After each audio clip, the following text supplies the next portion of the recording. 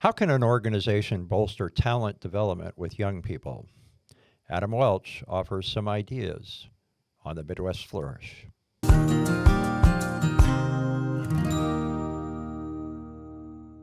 Greetings, I'm Rick Farrant, and I'm your host of the Midwest Flourish. Today we have someone who I've had the privilege of collaborating with for a number of years, Adam Welch, who is the Director of Economic Development for Greater Fort Wayne, Inc. Good to see you. Nice seeing you, Rick.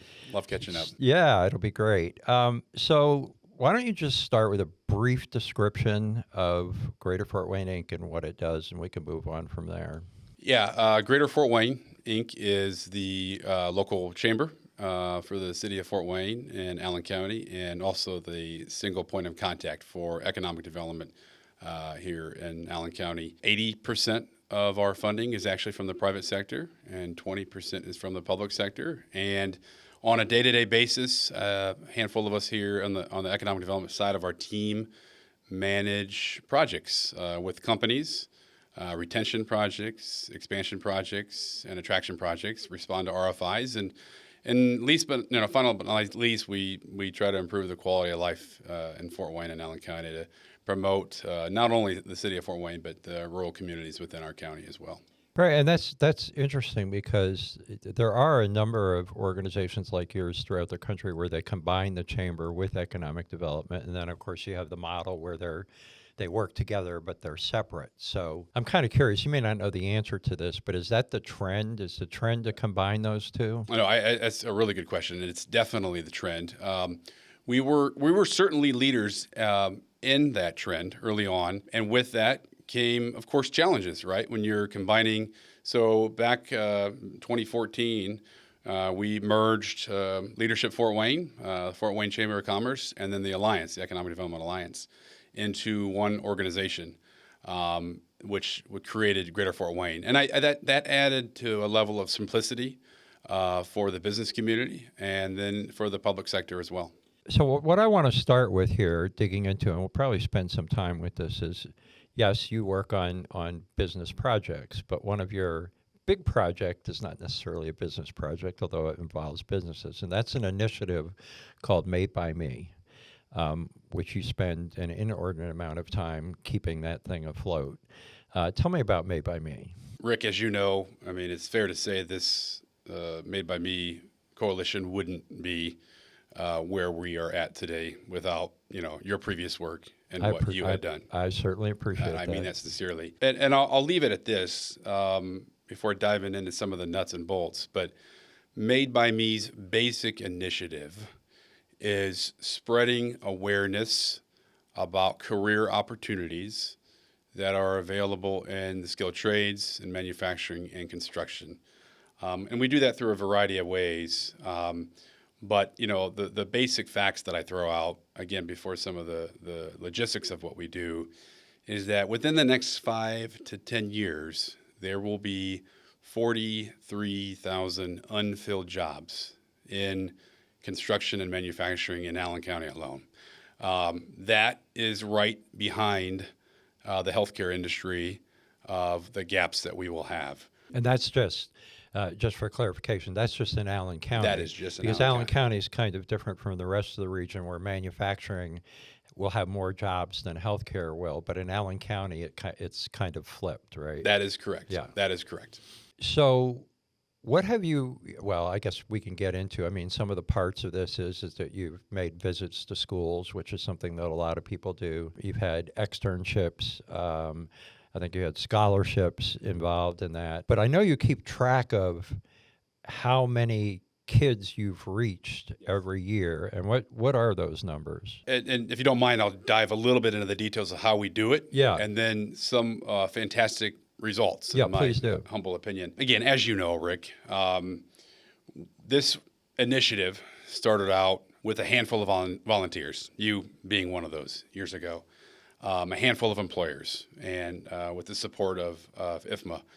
And the initial goal was to work with those employers and Northeast Indiana Works and IFMA to get into schools, middle schools, high schools, to share with students the opportunities, the wages, and what these careers are all about. since then, that handful of individuals has turned into relatively large distribution lists where we have created, through Greater Fort Wayne, relationships at the school level and with the employers that I mentioned earlier that we help in those industries. And we get into those classrooms and we share the data and the opportunities. And we want employers themselves, and I'll touch upon that here later, we want employers to make those presentations. And then the second piece of that is something that has kind of become the bread and butter of where we are heading, I think, with Made by Me, is the educator externships, where we will take teachers, guidance counselors, and we will match them up for a day or two or longer over the summer with a manufacturing or construction company. And then that teacher is able to see firsthand, hey, here's what these jobs actually consist of. Those teachers then get paid by the employer $100 a day. And then after they complete a survey telling us how they're going to incorporate what they learned into the classroom, they can get a certificate of completion for licensing through the state. And there are some other initiatives with career fairs and things that we may talk about as well, where we have partnered with JA and their JA Career Ignite which evolved from one of the Made by Me career fairs, and now has hosted an event for 10,000 students here in Allen County. Yeah, I'm going to dive into, since you pointed out a couple of these sub-initiatives Yes. within the initiatives. You have had some challenges. Actually, this initiative has had challenges every step of the way in getting employers engaged. Not so much with the educators. The educators have almost from this. I was surprised when it started. I thought it was going to be the other way around, but the educators have really bought into the concept. Where are you at on that? Both having employer buy-in when it comes to giving presentations, but also employers who are willing to host teachers for these externships. That's a very astute question. We every day, if I always tell our employers, if I could get every, and I love our employers that are in this region, if I could get every skilled trades, construction, manufacturing company to go give one presentation, right, or to host one teacher for one day, or to attend a couple career exploration fairs or career fairs, it would make a world of a difference. And we understand that time is precious. We also understand how these employers get tugged and pulled in so many different directions with different organizations. Right. With similar initiatives. I want to get into that. Very fair point. question. Right. Very fair question. Right. So it's a matter of them and us and the educators all understanding that this is what we're really big on at Greater Fort Wayne is we succeed as a community, as a county, and as a region with partnerships. And my ask is I think, relatively small, because I know I shared the numbers earlier that this problem is only going to get a little worse over the next 10 years. So the hope is that they can do that. And then my job with Made by Me is to make their job easier. So I will provide to them the PowerPoint, the data. I encourage those employers to share with those students what those companies are about. And I will give them swag to share with the students, and I will make those connections. So we try to make it easy to cut out all the bureaucracy that's in between. Yeah, and so when I was involved with it, from I was from the very beginning. One of the things that we tried to impress, and you're probably still doing it now, and you're doing a marvelous job with Made by Me, by the way, was getting everybody involved to understand that this was a long game in talent development, right? And I know one of the things that we ran up against, you probably still run up against it, is when you have a worker shortage, their need was yesterday. Yeah. And it's hard. It is hard. It's hard to get people to buy into that long game. It's not going to pay off today or tomorrow, but it may pay off a year from now, 2 years from now, 4 years from now. Other than that, you mentioned time.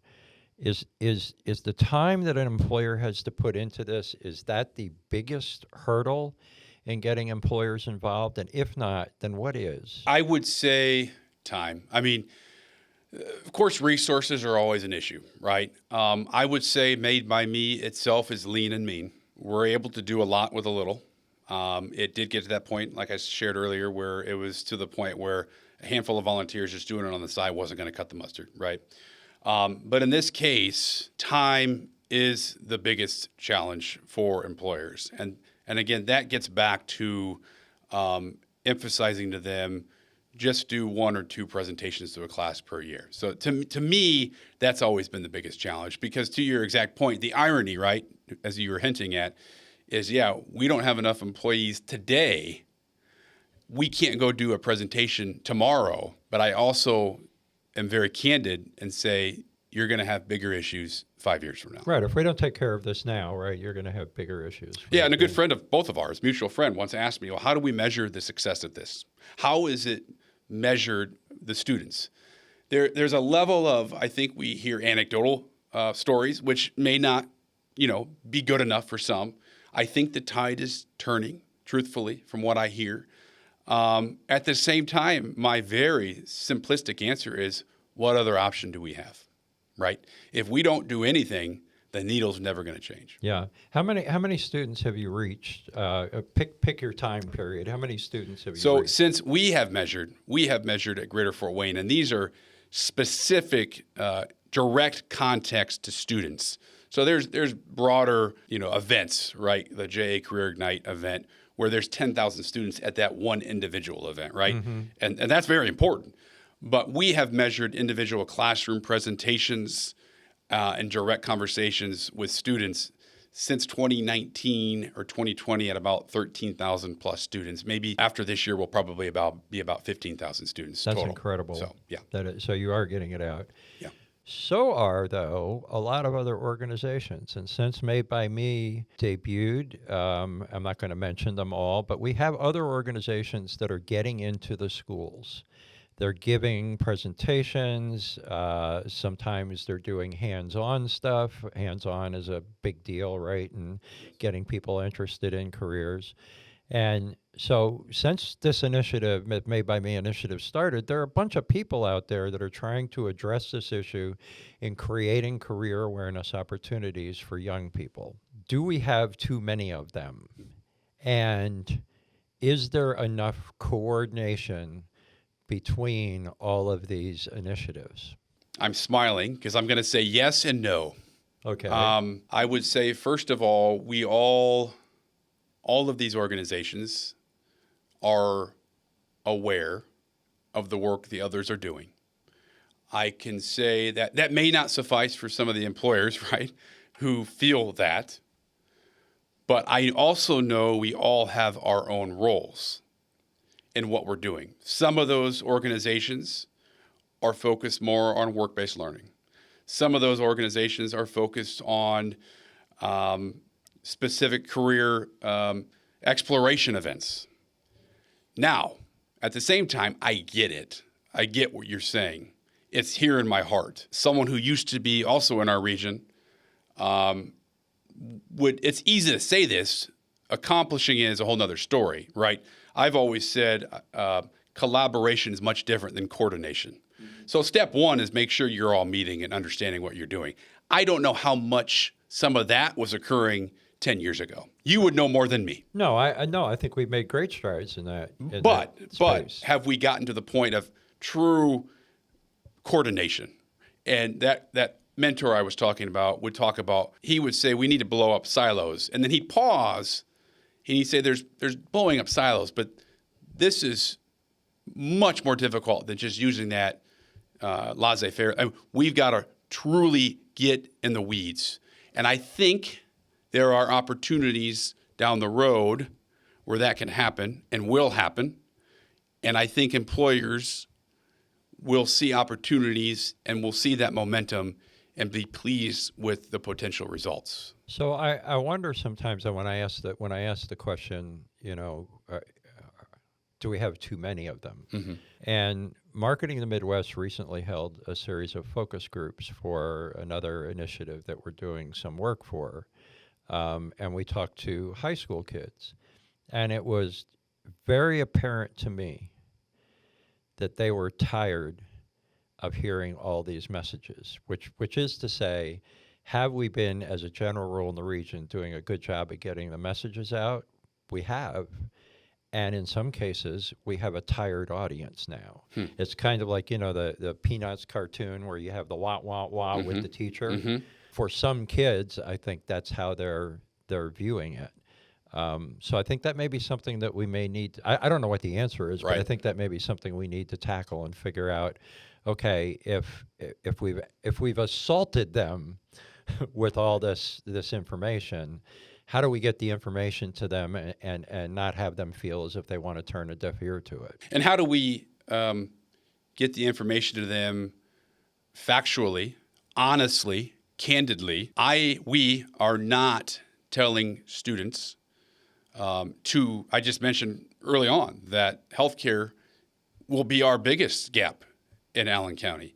So when we go and have employers go into these classrooms, we are not telling them to not go be an architect or an engineer or a business owner or a lawyer. We are simply telling them, consider these careers in manufacturing. And the one other data point I always try so hard to share is the average wage, including benefits, is very important to hit home, and I'm sure we've done that with these students, of all jobs in Allen County, as of today, is $65,000, again, including benefits. In manufacturing, that average wage, including benefits, is $84,000. And in construction is $80,000. So my point is you can make $20,000+ more per year if you do a few things, which I'll hopefully be able to share here in a little bit, after high school. And I always make sure to remind the students, you're not going to walk out after your senior year of high school making $84,000. Again, you got to be honest. You got to do a few things to get there. But those are the facts that we are trying so hard to get in front of not just students, but parents and teachers as well. Okay, so here's a question, Adam. Sure. Do kids in middle school and high school, have they had enough life experience to actually know what $84,000 means? No. Exactly. No. And I think that is my job, our job. Not that, I'm not perfect, right? But sharing relatable stories with students about personal experiences. You have your own. I have my own. I'm very transparent that I went to a year of law school for a lot of different reasons. I did fine, right? But I took out a loan that was tens of thousands of dollars. And what I do in my presentation, that's me, I share with those students how debilitating that student loan debt can be. It can be good. It can be great. We want kids to go get 4-year degrees, but they need to understand, and I maybe share too much, right? But I say, hey, here's what I was paying with our first house payment. Here's what my student loan was. And then it puts it in perspective. Wow. And they don't know. They may hear $10 an hour and think that's a great wage. That's my point. Exactly. Yeah. So you have to make it as relatable to a fifth grader as you possibly can. You got to do that for a junior in high school. And that's the way you did it, was by... That's how I did it. That's how you did it, Yeah. by showing that example. Correct. Without even mentioning dollar figures. Correct. It was that basic thing of, this costs this much, this costs this much. Correct. I'm not going to make it at this rate. Okay. Yes. Got it. One of the things that I know Made by Me has really tried to focus on, I'm actually tired of talking about it and I'm tired of hearing about it, but I just kind of I am. When Made by Me started, I'm sure long before that, there was this whole thing of, we've got to show that manufacturing is not your grandfather's factory, right? It's not dirt on the floor. It's not, it's not that grim view of manufacturing, right? And many moons ago, we all talked about that, and we said, wait a minute, you can go into a factory now and not that I would do it, but you could probably eat off the floor, right? Have we made progress in elevating manufacturing to a clean, prosperous, valued profession? I would say, again, anecdotally, and from what I personally see in the classrooms, my feeling is yes. I don't know if we have succeeded as well as we can in sharing specific examples from employers. That's why those employers going in there and sharing videos of what they do and sharing products of what they make and the impacts that those products are having in this world. And for teachers, yes, teachers and educators understand everything you just said, Rick, but they themselves even benefit from those externships and even the presentations of saying, I've heard time after time, I had no idea the wide range of wages that these individuals can make, or the videos that we make, or how we receive projects in this community due to local contractors. So my point is we're making progress, and I think students get it. But again, we've gone from A to B, now we need to go from B to C. Yeah, So, I think I remember one teacher a number of years ago saying she didn't realize it was some company. She didn't realize that they used iPads in the field. Yes. I mean, sometimes it could be something exactly right. as simple as that, right? Yes. And these students, teachers, adults, my wife, I take for granted what I know. We don't realize in our own community the production and the companies that we have in our own backyard. Some of the biggest companies of the world who chose Fort Wayne and Allen County to locate their business in. Now, before we move on to another topic, there's a lot of concern about autonomous systems, especially in manufacturing, and to a lesser degree, but it'll be in construction too, which are the two areas that you're trying to build talent in. They talk about how that's, we're going to lose a lot of jobs. I think I just heard yesterday that Amazon said something like 500,000 workers ultimately were going to be replaced by, robots or autonomous systems. I have always said that, yes, there will be jobs lost because of automation, but there will be jobs created. I have no way of knowing whether that's an even-Steven proposition. I rather doubt that it is. But I've always thought that we should be telling kids, you can still go into a lot of these occupations that are at risk of automation, and there are jobs. For instance, in manufacturing, right? Somebody has to design the robots, build the robots, operate the robots, fix the robots. It's a higher skilled occupation, and it's going to require advanced learning, but there will be jobs. Is that message, you think, the same message we should be imparting today? Listen, my humble opinion is that is the answer. What you just stated is 100% the answer. And I bet you in the last 2 weeks, I have talked with or met with 3 or 4 employers who have specifically implemented AI into their production. And number one, they don't have any other choice. We're at that point. Number two, not always, but often, it would be replacing lower skilled jobs. Number three, if you are a high school student thinking about, do I want to go into these careers or not, and you see the production and the automation that's in these facilities, there is something, for whatever reason, the way we're wired, mesmerizing about it. And to me, it makes those careers even more attractive for those individuals. So the answer is, I think we always have to be careful. We always have to, move slowly, be conscientious of what we're doing. But I believe that is the future, and I think we need to embrace it. Yeah.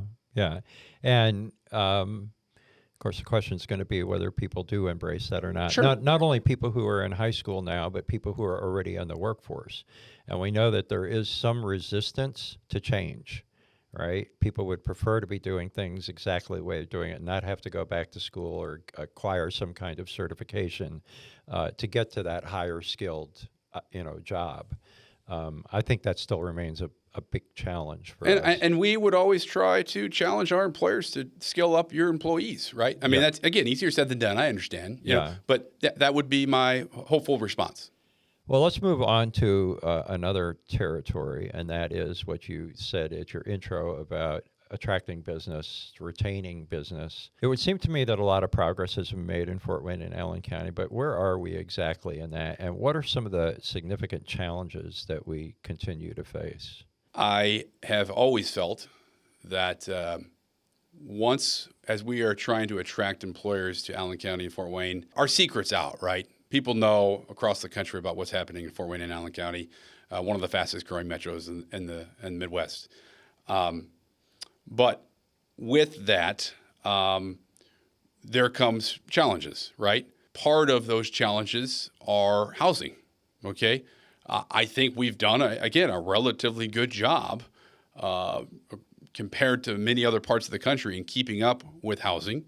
But when we continue to grow at the rate we have, and to have enough homes for the younger generation looking to buy homes, that's the key, right? That's the hole that we need to address. Affordable housing, workforce housing, whatever words you may want to use, that's who we need to target.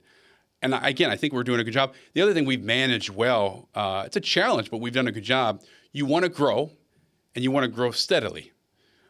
Some communities across the U.S. have grown rapidly, and that can be dangerous. Your infrastructure can't keep up. And we've managed to grow steadily, and so far, so good. And part of our success is the diversity of this economy. So we're here talking about manufacturing and construction, yes. And I'm here talking specifically about Fort Wayne and Allen County. We talked about healthcare, but what makes Fort Wayne and Allen County so great too is that we have insurance and office and logistics and food and beverage. I mean, it goes across the board, right? Defense. We're very diversified, and when we get those leads on a daily basis, you see that in the results that we've had. Yeah, and certainly I will say, because I'm going to ask another question that might be a little difficult, I will say there have been some great successes, and particularly if you just look at the growth of the downtown in the last 10, 15 years, that's been amazing, and it's still going on. But I have been in a number of site selector meetings, actually with Greater Fort Wayne Inc., and one of the questions that they always ask, whether it's in Fort Wayne or it's out in the region, is they say, what kind of workforce do you have? And I'm just kind of curious, because actually Northeast Indiana is no different from a lot of other regions that we've spoken with. That whole housing issue, that whole worker availability issue is something top of the mind. In those meetings, I'm being really honest, I know what we've said. We have good workers. We have really good workers. In the back of my mind, I'm thinking, oh God, I hope we have enough of them. Do we? Again, and I realize that depends on the industry, but you know that there are some industries in Northeast Indiana that are struggling still to keep their labor forces going, right? That healthcare is one of them. I have to pause in the sense of, again, everything is relative. I'll go back to our growth, our domestic migration numbers, people moving here versus exiting, not just births over deaths. And I'll state first and foremost, again, everything's relative, and we are in a much better position than most parts of this country, combined with the friendly business environment. And in my opinion, we also have to be honest and share with them nothing is perfect. Here are some resources to solve those challenges. And that's why we loop in Northeast Indiana Works and so many of our local university partners to the table to say, here are the programs that we could provide to you as a company looking to move to Fort Wayne and Allen County that could solve your issues. Right. I mean, because the thing is, I know those site selectors, they're going to other towns Sure. too. They're asking the same questions. They're trying to get the same pieces of information so that they can make a decision about whether they're going to move to one place or another. So on your website, right up front and center, up at the top, it says you profess to, I got to make sure I get this right, that you are building a nationally recognized economy. And the thought occurred to me, I don't doubt that you're doing that or trying to do that, but what kind of impact do you think that message will have? Because that website is the front door, right, to Greater Fort Wayne Inc. And if the first thing that you see is you're building a nationally recognized economy, what do you hope the impact of that message is? What do you think the impact of that message is? This is going to sound braggadocious, right? We believe that Fort Wayne and Allen County in Northeast Indiana is the best place to do business. We may not have oceans or mountains, right? But we can provide to employers, their families, and those companies opportunities in our eyes, from quality of life to infrastructure to strong schools, things that, yes, other communities state. But I've always said, when they get here, that is the easiest part of my job. And that was the most important thing you said. You said what they state, because if you look at websites, if you look at messages and dialogue around the country, a lot of it is very similar, right? But you back it But up. because everybody is trying to position themselves as the best place to be. Sure. And we have to back it up with facts and data, population growth, domestic migration, the diverse economy, the number of projects that we've succeeded in won. I mean, yes, we love the big wins that we've had, right? That can be Google investing $2 billion plus in our community. It can be GM investing $1 billion, the big guys, right? But it also is the smaller projects that you don't hear about. It's the Peridot's, the Wayne Vaughns, the Keeners, and the Tricors that are in 3 or 4 different industries themselves that have been here for decades, right? So those are the stories we have to share. When we've, since 2014 at GFW, managed 250 wins, 250 company projects with 15,000 new jobs and over $7 billion of investment, and are growing faster than any metro in the Midwest, those are the numbers that support our marketing pitch. That was a good marketing pitch. Hey. Yeah. How will, since our time is running out, how should people get in touch specifically with the Made by Me initiative, you, or just getting in touch with Greater Fort Wayne Inc.? Yeah, best way is probably email. It's Welch, WELCH, at GFWINC as in cat.com. Certainly can give me a ring at 260-203-5735 as well. Adam, it was wonderful having you here. You bet. Love talking to you. Yep. You bet. See ya. That's a wrap on today's episode of the Midwest Flourish podcast. Want to dig deeper or get involved? Head to marketingthemidwest.com to explore how we can work together to empower your community to flourish. Let's keep the Midwest momentum going and shape the future of our region together.